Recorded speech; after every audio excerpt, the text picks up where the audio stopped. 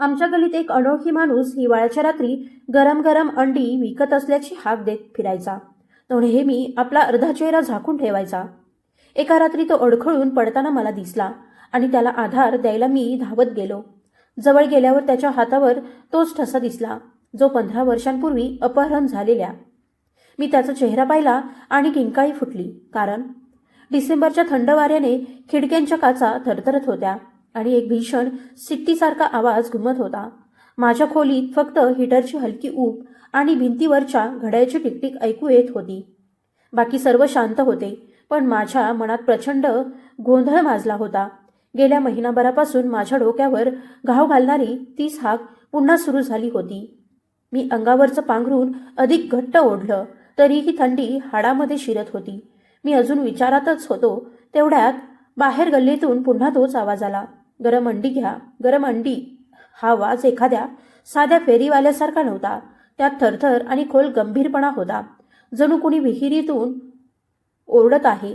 हा आवाज ऐकताच आईच्या खोलीतून खोकल्याचा आवाज आला आणि मग काटेची किरकिर ऐकू आली. मला समजले की आई जागी झाली आहे. कदाचित ती झोपलीच नव्हती. मी अनिच्छेने पांघरून बाजूला सारले, चप्पल घातली आणि बाहेर पडसाळीत आलो. तिथे आई व्हीलचेअरवर बसलेली होती आणि थरथरत्या हातांनी मुख्य दरवाजाकडे इशारा करत होती. तिच्या धुसर डोळ्यात तीच जुनी चमक होती जी मी 15 वर्षांपासून पाहत आलो होतो. प्रत्येक आवाजात तिला वाटायचं की तिचा हरवलेला मुलगा राजेंद्रपर्यंत आला आहे. मी तिच्याजवळ गेलो, तिचे थंड हात आपल्या हातात घेतले आणि हळू आवाजात म्हणालो की आई, फार उशीर झाला आहे. तू दाराकडे पाहत बसलीस, झोपली नाहीस? बाहेर कोणी नाही, फक्त अंडी विकणारा आहे. पण आईने माझं बोलणं ऐकलं नाही.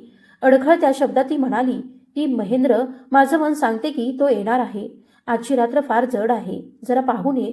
कदाचित कोणी पत्ता विचारत असेल, कदाचित त्याला घरचा रस्ता सापडत नसेल. माझं मन खूप अस्वस्थ आहे. मी असहाय्यपणे तिच्याकडे पाहिलं. 15 वर्षे उलटली होती, पण तिच्यासाठी वेळ तिथेच थांबला होता. ज्या क्षणी 7 वर्षांचा राजेंद्र गल्लीत खेळताना अचानक नाहीसा झाला होता, तेव्हा मी फक्त 10 वर्षांचा होतो. आणि आजही ती संध्याकाळ मला आठवते, जेव्हा आमचे हसते खेळते जग उद्ध्वस्त झालं. वडील हा धक्का सहन करू शकले नाहीत आणि 2 वर्षातच आम्हाला एकटे सोडून गेले. तेव्हापासून आम्ही जणू जिवंत असूनही मृतासारखे जगत होतो. या घरात जर जीवनाची थोडीफार ऊब उरली असेल तर ती फक्त माझे मामा केदार यांच्यामुळे. नात्याने ते आईचे भाऊ होते, पण त्यांनी वडिलांसारखे मला वाढवले. पतीप्रमाणे त्यांनी आईची आणि माझ्या विधवा बहिणी रेवतीची काळजी घेतली. ते आमच्यासाठी ढाल होते. त्यांनी आपलं तारुण्य आमच्या जबाबदाऱ्यांवर अर्पण केलं होतं. मी आईला समजावत असतानाच मागून केदार मामाच्या खोलीचं दार उघडलं आणि ते बाहेर आले. त्यांच्या चेहऱ्यावर नेहमीसारखा शांतपणा आणि प्रसन्नता होती. त्यांनी पांढरा शर्ट घातला होता आणि त्यांच्या व्यक्तिमत्वात असा दरारा होता की कोणीही त्यांचा मान राखावा. त्यांनी माझ्या खांद्यावर हात ठेवला आणि हळुवारपणे म्हणाले की महेंद्र, अजून आईला झोपवले नाहीस का? डॉक्टरांनी तिला पूर्ण विश्रांती सांगितली आहे, नाहीतर तिचा रक्तदाब वाढेल. मी मान खाली घालून म्हणालो की मामा, त्या अंडी विकणाऱ्याचा आवाज ऐकून ती उठून बसली आहे. ती म्हणते की राजेंद्र आला आहे. माझं बोलणं ऐकताच मामाच्या चेहऱ्यावर एक क्षणभर छाया उमटली. त्यांच्या डोळ्यात ओल आली. ते पुढे गेले, आईच्या गुडघ्यावर हात ठेवून प्रेमाने म्हणाले की दीदी, राजेंद्र नक्की येईल. परमेश्वराकडे उशीर असतो, अन्याय नाही.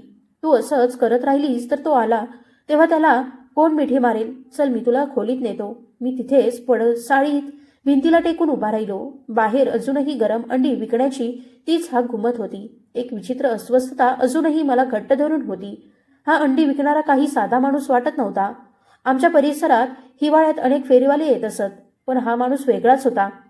गेल्या काही दिवसांपासून मी लक्ष देत होतो की तो आमच्या घरासमोर आला की आपली गती कमी करायचा. त्याचे रूपही विचित्र होते. जुना कुर्ता, डोक्यावर टोपी आणि चेहरा कायम झाकलेला. सुरुवातीला मला वाटले तो कदाचित चोर असावा, टेहळणी करत असावा, पण त्याच्या चालण्यात एक असहाय्यता होती. तो एका पायाने लंगडत चालायचा आणि त्याच्या हाकेत जो वेदना भरलेला सूर होता तो कुठल्याही गुन्हेगाराचा असू शकत नाही. तरी सुद्धा मन काही शांत होत नव्हते. त्या रात्री ही अस्वस्थता अधिकच वाढली. मी हळूच मुख्य दरवाजा उघडला आणि बाहेर डोकावले. गल्लीत दाट धुके पसरले होते. रस्त्यावरील दिव्यांच्या पिवळसर प्रकाशात ते धुके अधिकच गडद दिसत होते. तो गूढ माणूस आमच्या घरापासून थोड्या अंतरावर आपली गाडी लावून उभा होता. त्याच्या गाडीवर एक कंदील टांगलेला होता आणि वाऱ्याच्या झुळकीने त्याची ज्योत थरथरत होती. मी दरवाजाबाहेर पाऊल टाकताच तो चपापला आणि माझ्याकडे पाहू लागला. चेहरा अर्धवट झाकलेला असला तरी तो घाबरलेला आहे हे मला स्पष्ट जाणवले. त्याने लगेचच आपली गाडी ढकलली आणि लंगडत वेगाने तिथून पुढे निघून गेला. माझा संशय अधिकच बळावला. हा माणूस आपल्यापासून काहीतरी लपवत आहे याची खात्रीच होत गेली. मी त्याला हाक मारणार होतो पण लगेच थांबलो, कारण आई नेहमी सांगायची की गरिबांवर आणि असहाय्य लोकांवर संशय घेऊ नये. कदाचित तो आपल्या दारिद्र्यामुळे नजर मिळवायला घाबरत असेल. देवाने आपल्याला जे दिले आहे त्याबद्दल कृतज्ञ राहून इतरांबद्दल करुणा ठेवायला हवी, असे आईचे शब्द माझ्या मनावर खोल ठसा उमटवून गेले होते. ती आमच्यासाठी देवासारखी होती. मला आजही आठवते, माझी नोकरी लागली नाही तेव्हा तिने आपल्या कारखान्यातील शेअर्स विकून मला व्यवसाय सुरू करून दिला होता आणि माझ्या लग्नाच्या वेळी मुलीप्रमाणे मोठ्या थाटात लग्न लावून दिले होते. माझी पत्नी रेवतीही आईचा तितकाच आदर करत होती जितका मी करत होतो. या घरातील प्रत्येक जण केदार मामांच्या उपकाराखाली दबलेला होता. ते आमच्यासाठी सतत प्रार्थना करत प्रत्येक गोष्टीत आमचेच भले पाहायचे. ते खरोखरच अतिशय चांगले माणूस होते. अनेकदा मी त्यांना रडतानाही पाहिले होते. ते म्हणायचे की माझ्या बहिणीचे दुःख मला पाहवत नाही, तिच्या काळजाचा तुकडा तिला परत मिळू दे. अशा भल्या माणसाचा आधार असताना मला कोणत्याही धोक्याची भीती वाटायला नको होती. पण हा अंडी विकणारा माझ्या मनात खोल रुतून बसला होता. काहीतरी विचित्र नक्कीच होतं. अखेर मी आत परत आलो आणि दरवाजा बंद केला. रात्र अधिकच गडद झाली होती. मी माझ्या खोलीत आलो तेव्हा रेवती झोपलेली होती. मी खिडकीचा पडदा बाजूला करून पुन्हा बाहेर पाहिले. तो माणूस आता गल्लीतल्या दुसऱ्या टोकाला गेला होता, पण त्याची हाक अजूनही वाऱ्यावरून कानावर येत होती. दुसऱ्या दिवशी सकाळी नाश्त्याच्या टेबलावर एक उदास शांतता पसरली होती. आई आपली औषधं घेत भिंतीकडे रिकाम्या नजरेने पाहत होती. केदार मामा वर्तमानपत्र वाचत बसले होते. मी चहाचा घोट घेत म्हणालो की मामा, तो रात्री अंडी विकणारा माणूस मला काहीसा संशयास्पद वाटतो. काल मी पाहिले की तो आपल्याला पाहून लपण्याचा प्रयत्न करत होता. पोलिसांना कळवले तर बरे नाही का? मामांनी वर्तमानपत्र खाली ठेवले आणि चष्म्याच्या वरून माझ्याकडे पाहिले. त्यांच्या चेहऱ्यावर मृदू हास्य होते. ते म्हणाले की महेंद्र, तू जरा जास्तच कल्पना करू लागलास. तो एक गरीब वृद्ध माणूस आहे. काल मी इथल्या चौकीदारालाही विचारले होते. त्याने सांगितले की तो बेघर आहे, त्याला स्वतःचे घर नाही.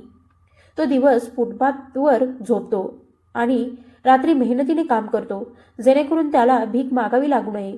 अशा लोकांना पोलिसांच्या पेहेऱ्यात अडकवण्यापेक्षा त्यांना मदत केली पाहिजे, कारण संशय माणसाला आतून पोखरतो आणि पूर्णपणे पोकळ करून टाकतो. तो आपलं मन आणि विचार स्वच्छ ठेव. मला स्वतःच्या क्षुल्लक विचारांची लाज वाटली. मामा खरोखरच किती भले होते. ते प्रत्येकासाठी इतक्या आस्थेने विचार करायचे. मी मान खाली घालून माफी मागितली आणि म्हणालो की तुम्ही बरोबर आहात. राजेंद्रच्या घटनेनंतर मी जरा जास्तच विचार करू लागलो आहे. मामा खोल श्वास घेऊन म्हणाले की ही जखम अशी आहे की ती कधीच परत नाही, पण आपल्याला देवावर विश्वास ठेवायलाच हवा. आज मला कारखान्यातून उशीर होईल. तू आईची काळजी घे आणि परतताना डॉक्टरांकडून तिची औषधं घेऊन ये, असे सांगून त्यांनी आईच्या डोक्यावर प्रेमाने हात फिरवला आणि ते निघून गेले. त्यांच्या गेल्यानंतर घरात पुन्हा ती शांतता पसरली. दिवस सरला आणि संध्याकाळ गडद होत गेली. अचानक हवामान बिघडले. काळ्या ढगांनी आकाश व्यापले आणि मुसळधार पाऊस सुरू झाला. थंडी अधिकच वाढली. वीज गेली आणि सगळा परिसर अंधारात बुडाला. फक्त विजेचा कडकडाट आणि ढगांचा गडगडाट ऐकू येत होता. आम्ही सगळे बैठक खोलीत मेणबत्तीच्या उजेडात गप्प बसलो होतो. तेवढ्यात पुन्हा तीच हाक ऐकू आली, गरम अंडी घ्या. पावसाच्या आवाजात मी हाक क्षीण पण स्पष्ट ऐकू येत होती. इतक्या वादळात कोण बाहेर फिरत असेल याची मला धडकी भरली. आई म्हणत होती की तो अंडी विकणारा आहे, राजेंद्र नाही, पण ती हट्ट धरून रडू लागली. तिची तब्येत खालावत होती. तिला श्वास घ्यायला त्रास होत होता. रेवती तिला पाणी पाजण्याचा प्रयत्न करत होती, पण आई माझी कॉलर पकडून मला विनवत होती की देवाच्या नावाने त्याला आत बोलाव. तो थंडीत आणि पावसात मरेल. तिची ही तडफड मला पाहवली नाही आणि मी ठरवले की आज या अंडी विकणाऱ्याचा विषय कायमचा संपवायचा. मी बाहेर जाऊन त्याला पैसे देऊन या गल्लीत पुन्हा येऊ नकोस असे सांगणार होतो. मी लगेच रेनकोट घातला, हातात टॉर्च घेतला आणि वादळात बाहेर पडलो. बाहेरचे दृश्य भयानक होते. गल्लीत जणू नदी वाहत होती. चिखल आणि पाणी सर्वत्र पसरले होते. मी टॉर्चचा प्रकाश इकडे तिकडे फिरवला तेव्हा थोड्या अंतरावर तो माणूस दिसला. पाऊस आणि वाऱ्याच्या झोतांनी तो थरथरत होता आणि ओल्या हातांनी आपली गाडी ढकलण्याचा प्रयत्न करत होता. त्याचा मफलर भिजलेला होता आणि तो कडाक्याने कापत होता. मी त्याच्याकडे पुढे जात असतानाच अचानक एक भरधाव गाडी पाणी उडवत गेली. तो माणूस डगमगला. त्याचा तोल गेला, पाय घसरला आणि तो तोंडावर चिखलात पडला. त्याची गाडी उलटली. जळते निखारे पाण्यात पडून विझले आणि अंडी चिखलात विखुरली. तो उठण्याचा प्रयत्न करत होता, पण उठू शकत नव्हता. माझ्यातला राग आणि संशय विरघळून गेला आणि मी त्याला धीर देत उठवायला गेलो. तेव्हा त्याच्या उजव्या हाताची मनगटाची जागा माझ्या नजरेस पडली. शर्टाची भाई वर सरकल्यामुळे ती स्पष्ट दिसत होती. जमिनीवर पडलेल्या टॉर्चच्या प्रकाशात ते दृश्य अधिकच ठळक झाले आणि माझ्या पायाखालची जमीन सरकली, कारण त्याच्या मनगटावर खोल आणि फार जुना जखमेचा ठसा होता. असा तो ठसा मी हजारो मधूनही ओळखू शकलो असतो. माझं मन थेट 20 वर्षांपूर्वी गेलं. ती भीषण रात्र जेव्हा राजेंद्रला काळ्या गाडीत जबरदस्तीने टाकलं जात होतं. मी थरथरत विचार केला, हा तोच आहे का? मी घाईघाईने त्याच्या हाताची बोटं पाहिली आणि त्याच्या मधल्या बोटात अंगठी होती. ती अंगठी मी लाखोंमधूनही ओळखली असती. आजपर्यंत ती अंगठी माझ्या स्वप्नात येऊन मला घाबरवत राहिली होती. मी ती कशी विसरू शकलो असतो? माझ्या मनातील करुणा एका क्षणात संपली आणि तिची जागा प्रचंड रागाने घेतली. हाच तो हात होता ज्याने माझ्या भावाचं बालपण हिरावून घेतलं. हाच तो हात होता ज्याने माझ्या आईला जिवंत मृतदेह बनवलं. मी त्या वृद्ध माणसाला झटकून त्याच्या कॉलरला धरलं. तो घाबरून माझ्याकडे पाहू लागला. त्याचा चेहरा मफलरमध्ये लपलेला होता, पण त्याच्या डोळ्यात मृत्यूची भीती स्पष्ट दिसत होती. हा वृद्ध कोण होता आणि 20 वर्षानंतर तो आमच्या घरासमोर काय करत होता? मामा चुकीचे होते का आणि माझा संशय खरा होता का? पाऊस अधिकच जोरात पडू लागला आणि मी खुनी माणसासमोर उभा होतो. त्या क्षणी पावसाचे थेंब माझ्यासाठी जणू अंमलासारखे जळजळ करत होते आणि थंडीने माझं संपूर्ण शरीर थरथरत होतं. पण मला माझ्या देहाची जाणीवच उरली नव्हती, कारण माझी नजर त्या वृद्धाच्या मनगटावरच्या ठशावर खिळून राहिली होती. तो केवळ जखमेचा ठसा नव्हता, तर माझ्या उद्ध्वस्त आयुष्याची खूण होती, ज्याने आमच्या सगळ्या आनंदावर गिळंकृत केलं होतं. माझ्या डोळ्यांसमोर 20 वर्षांपूर्वीची ती संध्याकाळ चित्रपटासारखी उलगडू लागली. मी आणि राजेंद्र गल्लीत क्रिकेट खेळत होतो. ती ही हिवाळ्यातील साधी संध्याकाळ होती, पण वातावरणात एक अनामिक भीती आणि शांतता मिसळलेली होती. राजेंद्रने नवी जॅकेट घातलं होतं, जे केदार मामाने त्याला वाढदिवसाला भेट दिलं होतं आणि तो खूप आनंदी होता. तेवढ्यात गल्लीतल्या वळणावरून काळ्या रंगाची गाडी दिसली. तिच्या काचा पूर्ण काळ्या होत्या आणि हेडलाईट बंद होते. गाडी अत्यंत हळू चालली होती, जणू एखादा शिकारी शिकार शोधत फिरत आहे. माझं हृदय अकारण धडधडू लागलं. मी राजेंद्रला आत चल असं ओरडलो, पण तो काही न ऐकता त्या गाडीच्या जवळ गेला. त्या क्षणीच गाडीचं दार उघडलं आणि चेहरा झाकलेला एक माणूस बाहेर आला. त्याने क्षणात राजेंद्रला पकडलं. माझी किंकाळी घशातच अडकली आणि मी वेड्यासारखा धावत सुटलो. माझ्या भावाला सोडा, तुम्ही कोण आहात असं ओरडत मी गाडीपर्यंत पोहोचलो. अपहरणकर्त्याने राजेंद्रला मागच्या सीटवर ढकललं आणि चालकाच्या जागेकडे वळला. मी गाडीचं दार धरून काचांवर मारू लागलो. गाडी अचानक वेगात निघाली आणि मी तिच्यासोबत ओढला जाऊ लागलो. तेवढ्यात चालकाच्या बाजूची काच थोडी खाली झाली आणि एक मजबूत हात बाहेर आला. त्याने मला जोरात ढकलून दूर फेकण्याचा प्रयत्न केला. रस्त्यावरील दिव्याचा प्रकाश थेट त्या हातावर पडला आणि वेळ जणू थांबला. मला स्पष्ट दिसलं की त्याच्या मनगटावर खोल कापलेला जखमेचा ठसा होता, जणू चाकू किंवा काचेने लागलेला, आणि त्याच्या मधल्या बोटात मोठ्या निळ्या दगडाची अंगठी होती. तो क्षण अवघ्या एका सेकंदाचा होता, पण तो माझ्या स्मरणात दगडावर कोरल्यासारखा कायमचा राहिला. त्या माणसाने मला जोरात ढकललं आणि मी रस्त्याच्या कडेला असलेल्या दगडावर आपटलो. माझं डोकं फुटलं आणि रक्त डोळ्यात सांडलं. तरीही माझ्या धूसर नजरेतून ती गाडी अंधारात विरताना दिसत होती.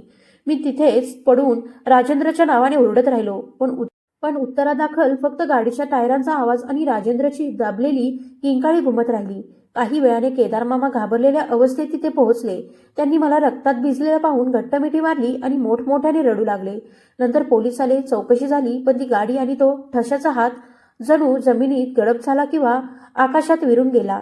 कुठलाही मागमूस सापडला नाही. मामा तेव्हा आम्हाला समजावत म्हणाले होते की कदाचित ते दरोडेखोर असतील, पैशांसाठी अपहरण केलं असेल, खंडणी मागतील. पण ना कधी फोन आला ना कुठलीच माहिती मिळाली. आणि आज 15 वर्षानंतर तोच हात, तोच ठसा माझ्यासमोर उभा होता, चिखलात माखलेला आणि एकाकी उभा असलेला. अंडी विकणारा पाहताच माझ्या हातला ज्वालामुखी जणू फुटून बाहेर आला. मी त्याची कॉलर दोन्ही हातांनी घट्ट पकडली आणि त्याला ओढत उभं केलं. रागाने माझा चेहरा लालबुंद झाला होता आणि डोळ्यांतून ज्वाळा निघत होत्या. तरीही मला त्याच्याबद्दल क्षणभरही दया आली नाही. मी त्याला ढकलत आमच्या घराच्या फाटकाकडे नेलं आणि ठामपणे सांगितलं की आज तू कुठेही जाणार नाहीस. आज प्रत्येक गोष्टीचा हिशोब द्यावाच लागेल. तो तोल सावरत माझ्यासोबत ओढला जात राहिला. पावसाचा जोर आणखी वाढला होता. जणू आकाशही माझ्या रागात सामील झालं होतं. मी त्याला ओढत अंगणात आणलं. गोंधळ ऐकून आई घाबरून बाहेर आली. चिखलात पडलेला तो माणूस पाहताच ती थरथरली आणि कापऱ्या आवाजात म्हणाली की, महेंद्र, हे तू काय करतोयस? देवासाठी सोड त्याला. अन्याय करू नकोस. तेवढ्यात केदार मामा धावत पुढे आले. त्यांच्या कपाळावर घामाचे थेंब दिसत होते. इतकी कडाक्याची थंडी असूनही त्यांनी माझा हात धरून मला मागे ओढण्याचा प्रयत्न केला आणि कठोर स्वरात म्हणाले की, महेंद्र, शुद्धीवर ये. हे वेडेपण कशासाठी? एका गरीब वृद्धावर हात उचलतोयस? तुला लाज वाटत नाही का? सोड त्याला. ते मला जबरदस्तीने त्या माणसापासून दूर नेऊ पाहत होते, पण मी जोरात हात झटकून मोकळा केला आणि ओरडलं की, मामा, तुम्हाला माहीत नाही हा कोण आहे? तुम्ही दयेची भाषा करता आहात, पण त्याच्या हाताकडे नीट पहा. हा तोच कसा आहे? हा तो आहे ज्याने राजेंद्रला नेलं. हाच कुणी आहे? माझं बोलणं ऐकताच जणू अंगणात वीज कोसळली. आईची हृदय पिळवटून टाकणारी किंकाळी निघाली आणि ती जवळजवळ व्हीलचेअरवरून खाली पडली. मामांची पावलं तिथेच थांबली. त्यांच्या चेहऱ्यावरचा रंग एका क्षणात उडून गेला. जणू शरीरातलं सगळं रक्त निघून गेलं होतं. त्यांची नजर त्या वृद्धाच्या मनगटावर खेळली. अंगणात मृत्यूसारखी भयावह शांतता पसरली. तो वृद्ध जमिनीवर पडून धाप घेत होता आणि त्याची नजर थेट मामांच्या चेहऱ्यावर स्थिरावली होती. त्या दोघांत भीषण आणि अंधारलेला नजरांचा सामना झाला, ज्याचा अर्थ त्या क्षणी मला कळलाच नाही. त्या वृद्धाच्या डोळ्यात विनवणी नव्हती, तर विचित्र ओळख होती. जणू तो मामांना फार पूर्वीपासून ओळखत होता. मी पुढे जाऊन त्याच्या चेहऱ्यावर गुंडाळलेला मफलर ओढून काढला आणि म्हणालो की, चेहरा दाखव. माझ्या आईलाही पाहू दे की तिच्या पोटचा तुकडा कोणी हिरावून घेतला. मफलर काढताच आईने चेहरा हाताने झाकून घेतला आणि ती जोरजोरात रडू लागली, कारण तो चेहरा सामान्य नव्हता. तो भाजलेला होता. गाल, ओठ आणि डोळ्यांखालचा भाग इतका विद्रूप जळालेला होता की हाडं दिसत असल्यासारखं वाटत होतं. ते दृश्य इतकं भीषण होतं की कोणालाही पाहवत नव्हतं. पण माझी द्वेषभावना भीतीवर मात करत होती. मी त्याची कॉलर पकडून त्याला जोरात हलवलं आणि ओरडलं की, हे नाटक बंद कर. सांग, माझा भाऊ राजेंद्र कुठे आहे? तू त्याला कुठे नेलंस? तो जिवंत आहे की मारून टाकलंस? सांग, नाही तर उरलेला चेहराही विद्रूप करीन. तेव्हा त्या वृद्धाने तुटक्या थरथरत्या आवाजात सांगितलं की, मी त्याचं अपहरण केलं नव्हतं साहेब. मी फक्त एक भावला होतो. मला आदेश मिळाला होता की दरोडेखोरासारखं जाऊन मुलाला घाबरवून आणायचं. मला सांगितलं होतं की मुलाला उचलायचं. मी मजबूर होतो. मी हादरून विचारलं की, हा आदेश कोणी दिला? तुला हे सगळं करायला कोणी भाग पाडलं? तेव्हा त्या वृद्धाने कडू हसत मामांकडे पाहिलं आणि थरथरत्या हाताने खिशाकडे इशारा करत सांगितलं की, माझ्या खिशात तो पुरावा आहे, जो मी 15 वर्षे छातीशी धरून फिरतोय, जेणेकरून एक दिवस सत्य सांगता येईल. हे एकटाच आतापर्यंत दगडासारखे शांत उभे असलेले केदार मामा अचानक पुढे सरसावले. त्यांच्या डोळ्यात विचित्र भीती दाटून आली आणि ते घाईघाईने म्हणाले की, हे खोटं आहे. हा माणूस थाप मारतोय. महेंद्र, तू मागे हट. मी पोलिसांना फोन करतो. हा माणूस आपल्याला लुटायला आला आहे. जो नेहमी शांत असायचा तो आज इतका अस्वस्थ का झाला होता? मी त्याची तपासणी करू नये अशी त्याची घाई का होती? माझ्या मनात संशयाचे साप फणा काढू लागले. मी हाताच्या इशाऱ्याने मामांना थांबवलं आणि स्वतः त्या वृद्धाच्या खिशात हात घातला. तेव्हा माझ्या बोटांना एक जुनी ध्वनिफीत आणि एक चुरघळलेला कागद लागला. थरथरत्या हाताने तो ओला कागद आणि ती जुनी ध्वनिफीत बाहेर काढताना मला कल्पनाही नव्हती की माझ्या हातात कागदाचा तुकडा नाही, तर माझ्या विनाशाचा धागा आला आहे. अंगणात मृत्यूसारखी शांतता पसरली होती. फक्त पावसाचा आवाज आणि आईच्या सुस्काऱ्या ऐकू येत होत्या. आईचा श्वास घाईचा झाला होता आणि तिची नजर त्याच्यावर स्थिरावली होती, जणू ती स्वतःच्या मृत्यूचं दृश्य पाहत होती. मी टॉर्चचा प्रकाश त्या पिवळट ओलसर कागदावर टाकला. पावसाने कागद भिजला होता, तरीही अक्षरं ओळखू येत होती. ते वाचताच माझ्या डोक्यात 1000 स्फोट झाले. ती हस्ताक्षरं कुणा ओळखीची नव्हती, तर ज्यांनी मला लिहायला वाचायला शिकवलं त्या हातांची होती. ती मामांचीच लेखणी होती. त्यात लिहिलं होतं की हा माणूस नजरेआड ठेवायचा. उरलेले पैसे काम झाल्यावर दिले जातील. माझ्या पायाखालची जमीन सरकली. आकाश डोक्यावर कोसळल्यासारखं वाटलं. आईने डोकं उचलून मामांकडे पाहिलं. जो माणूस माझ्यासाठी वडिलांसारखा होता, ज्याच्या नावाची शपथ लोकांसमोर घेतली जायची, तोच आज माझ्यासमोर गुन्हेगार म्हणून उभा होता. मी कसंबसं विचारलं की, मामा, हे सगळं काय आहे? ही तुमचीच लिहावट आहे? मामा स्वतःला सावरत होते, पण अचानक माझ्या हातातून कागद हिसकावण्यासाठी झडप घातली. त्यांच्या चेहऱ्यावरची सज्जनतेचा मुखवटा उतरून भीती आणि क्रौर्य दिसू लागलं. कागद दे, हे खोटं आहे, माझ्या विरुद्ध कट आहे, असे ते ओरडले. पण मी पटकन मागे सरकून कागद खिशात ठेवला आणि त्यांना जोरात ढकललं. ते चिडून ओरडले की पुरावा हिसकावून घे, मला मार, जसं 15 वर्षापूर्वी मारलं होतंस. ओळखलं नाही का तुझ्या निष्ठावान चालक केदारला? तोच केदार ज्याला तू तुझ्या भाच्याचं अपहरण करण्याचा आदेश दिलास आणि काम करून परत आल्यावर पुरावा मिटवून त्याला गोळी घातलीस. केदार चालक हे नाव ऐकताच आईच्या घशातून अशी भीषण किंकाळी निघाली की रात्रीचा अंधार फाटून गेला. मी दोन्ही हातांनी डोकं धरून बसलो. आईचे डोळे विस्फारले होते. ज्या भावाला ती आधार मानत होती, ज्याच्या कष्टावरती जगत होती, तोच तिच्या विनाशाचा कारणीभूत होता. थरथरत्या हाताने तिने व्हीलचेअर पुढे ढकलली आणि मामांकडे गेली. तिच्या आवाजातलं दुःख आणि तक्रार दगडालाही पाजर फोडेल अशी होती. हे तू काय केलंस? माझी पोटची माया तूच हिरावलीस. आता नजरेला नजर कशी देणार? ते भिंतीला टेकून उभे राहिले. त्यांचं शरीर थरथरत होतं. त्यांची शांतता त्यांच्या गुन्ह्याची साक्ष देत होती. मी रागाने पुढे जाऊन मामांची कॉलर पकडली आणि झटकून विचारलं की माझ्या आईशी असं का केलं? आमच्याशी तुमचं कोणतं शत्रुत्व होतं? आम्ही तुम्हाला इतकं चांगलं मानत होतो, पण तुम्ही तर आस्तिनातला साप निघालात. तुम्ही आम्हाला उद्ध्वस्त केलं. मामा आम्हाला कुठेच उरू दिलं नाही. त्यांनी मला दूर ढकलण्याचा प्रयत्न केला, पण आज माझ्यात वर्षानुवर्षे साठलेला सारा राग उसळला होता. मी त्यांना जमिनीवर पाडलं. तेवढ्यात त्या वृद्ध केदारचा आवाज आला नसता तर कदाचित अनर्थ झालाच असता. सोडा त्यांना साहेब, आता ते काही करू शकत नाहीत. हे स्वतः जिवंत मृतदेह आहेत. यांनी राजेंद्रला मारलं नाही कारण त्यांना त्याची लाश नको होती, त्यांना त्याची अनुपस्थिती हवी होती. मी धापा टाकत मामांना सोडलं आणि वळून केदारकडे पाहिलं. राजेंद्र कुठे आहे याचा अर्थ काय, असं मी विचारलं. आई ही अस्वस्थता आणि भीतीने केदारकडे पाहत होती. वेदनेने विव्हळत तो म्हणाला की त्या रात्री मी राजेंद्रला घेऊन जुन्या हवेलीत पोहोचलो तेव्हा साहेब आधीच तिथे होते. त्यांनी राजेंद्रला नशेचं इंजेक्शन देऊन बेशुद्ध केलं. मला वाटलं हे सगळं पैशांसाठी चाललं आहे, पण जेव्हा मी माझा वाटा मागितला तेव्हा त्यांनी माझ्यावर गोळी झाडली. मी कोसळलो. माझा चेहरा आमलाने भाजला गेला. मी कसाबसा वाचलो, पण दृष्टीहीन झालो. इतकी वर्ष भटकत राहिलो, भीक मागत जगलो, फक्त यासाठी की दिवस येऊन सांगता यावं की ज्या भावासाठी तुम्ही प्रार्थना करता तोच तुमचा खरा गुन्हेगार आहे. केदारचं बोलणं ऐकून आई फारच अस्वस्थ झाली. तिचा श्वास कोंडला. हे सगळं तिच्यासाठी असह्य होतं, कारण रक्ताच्याच नात्याने इतका मोठा विश्वासघात केला होता. मामा जमिनीवर बसून मान खाली घालून रडत होते, पण ते अश्रू खोटे वाटत होते. मी तिरस्काराने त्यांच्याकडे पाहून म्हणालो की मी पोलिसांना बोलावतो, तुम्ही तुरुंगात कुजाल. पोलिसांचं नाव ऐकताच मामानी मान उचलली. त्यांच्या डोळ्यात अजूनही एक क्रूर द्वेष होता. ते थंड श्वास घेत म्हणाले की पोलिसांना बोलाव महेंद्र, पण तुला कधीच कळणार नाही की राजेंद्र जिवंत आहे की नाही, आणि असेल तर कोणत्या अवस्थेत आहे. हे ऐकताच बेशुद्ध होत चाललेली आई अचानक सावरली. माझा राजेंद्र परत दे. मी तुझ्याशी कोणताही सूड घेणार नाही. मी पोलिसांना काहीच सांगणार नाही. फक्त माझा मुलगा मला परत दे. ती पुन्हा खाली पडून रांगत मामांच्या पायांना धरून विनवू लागली. ते दृश्य पाहून माझं काहीच तुटलं. एक आई आपल्या मुलाच्या अपहरणकर्त्याच्या पायांवर पडून भीक मागत होती आणि तो अपहरणकर्ता तिचाच भाऊ होता. मामांनी पाय मागे घेतले आणि उभे राहिले. मी पुढे जाऊन आईला उचललं आणि घट्ट मिठी मारली. नाही आई, आता उशीर झाला आहे. तेवढ्यात गोंधळ ऐकून पोलीस आधीच आले होते. निरीक्षक शस्त्रधारी जवानांसह आत आला. हात वर करा असा आदेश दिला गेला. मी मामांकडे बोट दाखवत म्हणालो की निरीक्षक साहेब, याला अटक करा. हाच अपहरणकर्ता आहे. तुम्ही असं का केलं? का केलं? माझ्या आईच्या मायेवर दया आली नाही का? आम्ही एकाच आईचं रक्त आहोत. मामाने शेवटचं आमच्याकडे पाहिलं. त्यांच्या डोळ्यात पोकळी होती. दबक्या आवाजात ते म्हणाले की दीदी, तू विचारतेस मी असं का केलं? भाऊ असून तुझी पोटची माया का हिरावली? तर हे सगळं मी संपत्तीसाठी केलं नाही, तर त्या द्वेषासाठी केलं जो वडिलांनी मरताना माझ्या छातीत रोवून ठेवला होता. तो अंधार जो इतकी वर्ष माझ्या आत कैद होता.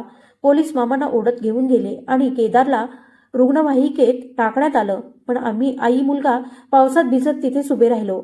आमचे प्रश्न तेच होते, राजेंद्र कुठे आहे आणि तो कोणता अंधार होता ज्याने एका भावाला इतकं निर्दयी बनवलं? आई या धक्क्यात पूर्ण शांत झाली होती. तिचे डोळे दगडासारखे निश्चित झाले होते. मला भीती वाटत होती की मी आईलाही गमावेन. मामांनी जाताना ज्या रहस्याचा इशारा केला होता तेच राजेंद्रच्या जीवन मरणाचा निर्णय करणार होतं. तपास कक्षात लटकलेला लाल दिवा अखेरची झोप देत होता आणि त्याच्या लुकलुकत्या प्रकाशात मामांचा चेहरा एखाद्या भीषण स्वप्नासारखा भासत होता. निरीक्षकांच्या कडकपणामुळे आणि कोठडीच्या भीतीमुळे अखेर तो दगड तुटला, ज्याला आम्ही आयुष्यभर आपला आधार मानत होतो. निरीक्षकाने कडक आवाजात बजावले की अजूनही वेळ आहे. मुलगा कुठे आहे ते सांग, नाहीतर कायद्याचे हात तुझ्या कॉलरपासून आत्म्यापर्यंत पोहोचतील. तेव्हा मामानी मान खाली घालून आणि त्यांच्या तोंडून निघाले शब्द माझ्या अंगावर शहारा आणणारे होते. विचित्र हसत ते म्हणाले की मृत्यू ही क्षणिक वेदना आहे. त्याला मारून मी त्याला शांती देऊ इच्छित नव्हतो. मी त्याला अशी शिक्षा दिली आहे की तो प्रत्येक श्वासाबरोबर मरत जगेल. तो जिवंत आहे, पण मृतासारखा. शहरापासून 50 मैल दूर असलेल्या त्या जुन्या निर्जन हवेलीच्या तळघरात, ज्या ठिकाणाला लोक शांततेचे स्थान म्हणतात, पण तिथे शांतता नाही, फक्त कैद आहे. हे ऐकताच माझ्या पायाखालची जमीन सरकली. मामांचा हा चेहरा माझ्या कल्पनेपलीकडचा होता. सख्खा मामा इतका निर्दयी कसा असू शकतो? मी आणि आई पोलिसांच्या गाडीत बसून त्या अज्ञात दिशेने निघालो. बाहेरचं वादळ थांबलं होतं, पण माझ्या आतलं वादळ आता उग्र झाले होते. आईची अवस्था अत्यंत बिकट होती. ती गाडीच्या सीटवर एखाद्या निर्जीव बाहुलीसारखी बसली होती. तिचे डोळे कोरडे झाले होते, जणू अश्रू संपले होते, पण तिचे ओठ सतत हलत होते. ती देवाकडे आपल्या हरवलेल्या मुलासाठी याचना करत होती. गाडी शहराच्या उजळ रस्त्यांना मागे टाकून कच्च्या अंधाऱ्या वाटेवर हेलकावत पुढे जात होती. आजूबाजूला अंधार आणि झाडांची दाटी होती. जवळजवळ 1.5 तासानंतर गाडी एका ओसाड जुन्या हवेलीसमोर थांबली. त्या इमारतीतून येणाऱ्या तीव्र वासामुळे श्वास घ्यायलाही त्रास होत होता. ते प्रत्यक्षात एक बेकायदेशीर मनोरुग्णालय होते, जिथे श्रीमंत लोक आपल्या नकोशा नातलगांना मालमत्तेचे वारस किंवा शत्रूंना वेडे ठरवून कैद करून ठेवत आणि मोठी रक्कम देऊन त्यांना जिवंत मृतदेह बनवून सोडत. आम्ही थेट तळघराकडे जाणाऱ्या पायऱ्यांकडे धावलो. पायऱ्या उतरताना मला वाटत होते की जणू आम्ही नरकाच्या खोल गर्दीत उतरतो आहोत. प्रत्येक पावलागणिक हृदयाची धडधड वाढत होती. तळघरात कोंदटपणा आणि उकाडा होता. लोखंडी अनेक दरवाजे होते, ज्यांच्या आतून विचित्र रडण्याचे आवाज येत होते. अखेर आम्ही खोली क्रमांक 4 समोर थांबलो. हीच ती जागा होती जिथे माझा फुलासारखा भाऊ 15 वर्षांपासून कैद होता. निरीक्षकाने घाबरलेल्या कर्मचाऱ्यांकडून चावी घेऊन कुलूप उघडलं. जर लोखंडी दरवाजा कर्कश आवाज करत उघडला. आत घनदाट अंधार होता. मी मोबाईलचा प्रकाश लावला आणि थरथरत्या पावलांनी आत गेलो. प्रकाशाची किरणं शेवटच्या कोपऱ्यावर पडताच जे दृश्य दिसले ते पाहून आई दारातच कोसळली आणि तिच्या घशातून अशी किंकाळी निघाली की संपूर्ण इमारत हादरली. जमिनीवर घाण आणि चिखलात एक मानवी आकृती कोमेजून बसली होती. अंगावर कपड्यांच्या नावाखाली फाटके तुकडे लटकत होते. डोक्यावरील केस आणि दाढी इतकी वाढली होती की चेहरा लपून गेला होता. हातापायांवर प्राण्यांसारख्या जाड साखळ्या बांधलेल्या होत्या आणि जखमांतून पू वाहत होता. प्रकाश पडताच तो देह दचकून भिंतीला चिकटला आणि गुडघ्यात डोके घालून थरथर कापू लागला. मी डोळ्यातले अश्रू आवरून हाक मारली, राजेंद्र. माझा आवाज ऐकून त्याने हळूच डोके वर केले. त्याचे डोळे पूर्णपणे ओसाड झाले होते. त्यात ओळख नव्हती, आशा नव्हती, जीवन नव्हतं, फक्त भीती होती. मी रडत त्याला मिठी मारायला हात पुढे केला, पण तो किंचाळत मागे सरकला. हात जोडून तो लहान मुलासारखा विनवू लागला आणि ते शब्द उच्चारले ज्यांनी 15 वर्षांपासून लपलेल्या त्या रहस्याचा पडदा अखेर दूर केला. तो रडत रडत म्हणाला की मामा, मला मारू नका, मला विजेचा झटका देऊ नका. मामा, मी काहीच पाहिलं नाही. मी कुणालाही काही सांगणार नाही. तुम्ही आजोबांना विष दिलं होतं हेही मी कुणाला सांगणार नाही. मी गप्प राहीन. मामा, मला थोडं खायला द्या. मी साक्ष देणार नाही. मी कुणाशीही काही बोलणार नाही. मी खरंच बोलतोय. त्याचे हे शब्द ऐकून तिथे असलेला प्रत्येक जण जणू दगडासारखा थिजून गेला. निरीक्षकही अवाक झाले. हेच ते रहस्य होतं आणि हीच मामांच्या वैराची खरी कारणीभूत गोष्ट होती. संपत्तीचा लोभ होता खरा, पण त्याहून मोठं कारण भीती होती. राजेंद्र हा साक्षीदार होता. 7 वर्षांचा असताना त्याने चुकून मामांना आजोबांच्या औषधात विष मिसळताना पाहिलं होतं. आजोबांचा मृत्यू त्याच कारणामुळे झाला होता. आईने राजेंद्रचा मळलेला चेहरा दोन्ही हातात घेतला आणि रडत म्हणाली की माझ्या बाळा, माझ्या काळजाच्या तुकड्या, मी तुझी आई आहे. बघ, मी आले आहे तुला घेऊन जायला. राजेंद्र आईकडे रिकाम्या नजरेने पाहत राहिला. मग अचानक त्याची नजर आईच्या कुशीत गेली आणि खोलीच्या भिंतींकडे स्थिरावली. त्या भिंतीवर कोळसा आणि दगडाने रेषा काढलेल्या होत्या आणि प्रत्येक ठिकाणी एकच चित्र पुन्हा पुन्हा काढण्याचा प्रयत्न केला होता. खाटेवर पडलेला एक वृद्ध आणि हातात विषाचा प्याला धरलेला एक माणूस. इतकी वर्ष तो अंधाऱ्या कोठडीत रोज आपल्या आठवणीत भिंतीवर कोरत राहिला होता, जेणेकरून विजेचे झटके आणि छळ सहन करतानाही आजोबांसोबत काय झालं हे तो विसरू नये. त्याचं मन कदाचित आता थकून गेलं होतं, पण ते भयावह दृश्य त्याच्या हातात कायमच अडकून राहिलं होतं. पोलिसांच्याही डोळ्यात पाणी आलं. आम्ही राजेंद्रच्या साखळ्या कापल्या आणि त्याला बाहेर आणलं. त्याला चालण्याची सवयच राहिली नव्हती. पाय थरथरत होते. मी त्याला उचलून कुशीत घेतलं. तो केवळ हाडांचा सांगाडा उडला होता. वजन अगदीच कमी होतं. त्या शांततेतही एक वेगळाच दिलासा होता. जणू वादळ ओसरलं होतं. दुसऱ्या दिवशी मामांना हातकडे घालून न्यायालयात नेताना प्रसारमाध्यमांची गर्दी होती. मी तिथेच उभा होतो. मामांनी मला पाहिलं तेव्हा त्यांच्या डोळ्यात आता द्वेष नव्हता, तर लज्जा आणि पराभूत माणसाची चिडचिड होती. त्यांनी सगळ्यांसमोर ओरडून सांगितलं की महेंद्र, मी त्याला मारलं नाही कारण मला पकडले जाईल याची भीती होती, म्हणून नव्हे, तर अर्धमरण अवस्थेत जिवंत ठेवला. कारण जेव्हा जेव्हा मी तुमच्या आजोबांची संपत्ती आपल्या ताब्यात ठेवत होतो तेव्हा मला समाधान मिळायचं की खरा वारस किड्यासारखा रेंगाळतो आहे. आणि वडिलांनी मरताना मला सांगितलं होतं की तू पूर्णपणे निकामी आहेस, तू माझा मुलगा म्हणवून घेण्यालाही पात्र नाहीस. माझी सारी संपत्ती आणि प्रेम फक्त राजेंद्र आणि महेंद्रसाठी आहे. या शब्दांनी मला राक्षस बनवलं होतं. त्याचं आयुष्य उद्ध्वस्त करून मी स्वतःला शक्तिशाली सिद्ध केलं. मामांना घेऊन जाण्यात आलं आणि त्यांना जन्मठेपेची शिक्षा झाली. त्यांची संपत्ती जप्त करण्यात आली. आम्ही राजेंद्रला घरी आणलं आणि उत्तम डॉक्टरांकडून त्याचे उपचार सुरू केले. सुरुवातीला तो जेवणाची थाळी लपवायचा. कुणी हिसकावून घेईल अशी भीती त्याला वाटायची. कोणत्याही पुरुषाला जवळ येऊन द्यायचा नाही. पण आईचं प्रेम, तिची माया आणि माझी मैत्री यामुळे हळूहळू त्याच्या जखमा भरू लागल्या. चेहरा पूर्वीसारखा झाला, पण ओळखण्याची क्षमता पूर्णपणे परतली नाही. त्याच्या डोळ्यात कायमची अस्वस्थता राहिली. तो अनेकदा रात्री उठून भिंतीवर बोटाने चित्र काढायचा आणि घाबरून माझ्या पलंगात येऊन बसायचा. तो जुना अंडी विकणारा केदार चालक, ज्याचा चेहरा मामांच्या गोळीने आणि अंमलामुळे भाजला गेला होता, त्यालाही आम्ही कुटुंबाचा सदस्य मानलं. तो राजेंद्राचा सर्वात विश्वासू आधार बनला. आता हिवाळ्याच्या रात्री आमच्या परिसरात गरम अंडी विकणाऱ्याची हाक ऐकू येत नाही. त्याऐवजी आमच्या घराच्या अंगणात संध्याकाळच्या चहासाठी 3 खुर्च्या लावलेल्या असतात. एका खुर्चीवर राजेंद्र बसलेला असतो, दुसरीकडे मी आणि तिसरीवर केदार चालक. आम्ही तासनतास शांत बसतो. पण ही शांतता जगाला सांगणारी सगळ्यात मोठी साक्ष आहे की लोभ, अहंकार आणि द्वेष माणसाला स्वतःच्या माणसांचा शिकारी बनवतो. पण निसर्गाचा नियम अटळ असतो. अन्याय कितीही वर्षे लपवला तरी तो कधीतरी सर्वांसमोर येतोच. राजेंद्र परत आला होता. आम्ही त्याला शोधून काढलं होतं, पण त्याचं हिरावलेलं बालपण, त्याची उमलती तरुणाई आणि त्याचं निष्पाप हास्य कायमच मागे राहिलं होतं. हेच ते दुःख होतं जे कदाचित आयुष्यभर आमच्यासोबत राहणार होतं. तरीसुद्धा जेव्हा कधी राजेंद्र हसून मला भाऊ म्हणायचा तेव्हा वाटायचं की आयुष्य अजून पूर्णपणे हरलेलं नाही. राजेंद्र परत आल्याने घरात आनंद परतला नव्हता, फक्त शांततेचा रंग बदलला होता. आधी घर रिकामं वाटायचं, आता भरलेलं असूनही अपूर्ण वाटत होतं. तो दिवसभर खिडकीजवळ बसून रस्त्यावर येणाऱ्या जाणाऱ्या गाड्यांकडे पाहायचा, जणू प्रत्येक आवाजात धोका दडलेला आहे. एखादा दरवाजा जोरात बंद झाला तर तो दचकून जमिनीवर बसायचा आणि कान झाकून घ्यायचा. रात्री सर्वात कठीण असायच्या. दिवे बंद झाले की त्याचा श्वास वेगाने चालायचा. कधी कारण नसताना तो रडायचा, तर कधी अचानक ओरडायचा, मला बांधू नका. मी काहीच बोलणार नाही. आई प्रत्येक वेळी घाबरून उठायची. त्याला मिठी मारायची, पण तिचं थरथरणारं शरीर आणि टाळलेली नजर खूप काही सांगायची. चुकून स्पर्श झाला तरी तो दचकायचा. डॉक्टर सांगायचे की शरीर बरे होईल, पण मनाला वेळ लागेल. मात्र वेळही जणू त्या खोलीत जाण्याला घाबरत होता, जिथे राजेंद्रचं बालपण कैद झालं होतं.